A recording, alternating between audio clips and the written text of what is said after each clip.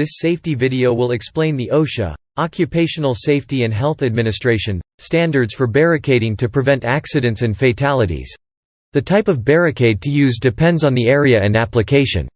The barricade should be positioned and elevated so pedestrians and drivers will easily see them.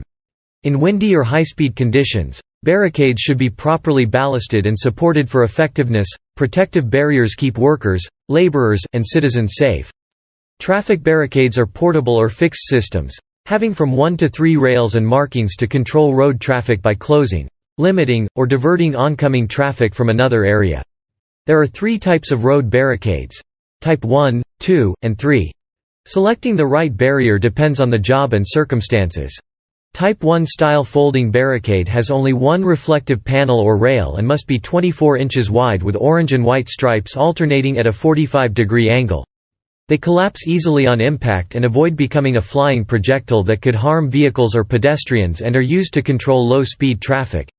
Type 2 has 2 reflective rails instead of 1, with alternating orange and white stripes, for use on expressways providing better visibility at night. The Type 3 barricades are larger and have 3 reflective panels with alternating orange and white stripes.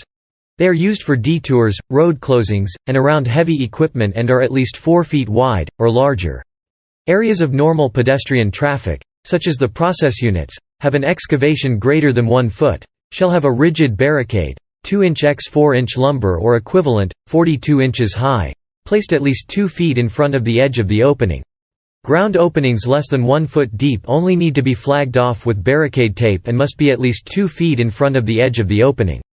Work conditions may allow the release of potentially hazardous air contaminants, such as asbestos, silica, hydrogen sulfide, sulfur dioxide, ammonia or chlorine.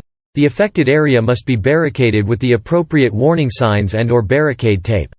When a portable radioactive source like radiography is used or a fixed radioactive source is exposed, the area must be barricaded using yellow and magenta barricade tape. The standard sign, "Caution Radiation Area," must be used.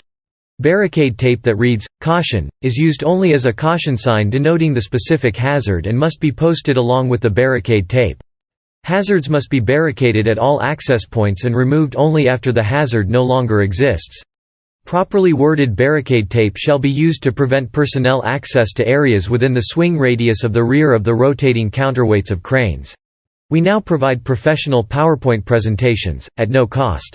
CMS Safety's all about providing safety training. You will find the web address in the description. Thanks for watching another CMS Safety video. Please like and subscribe for updates.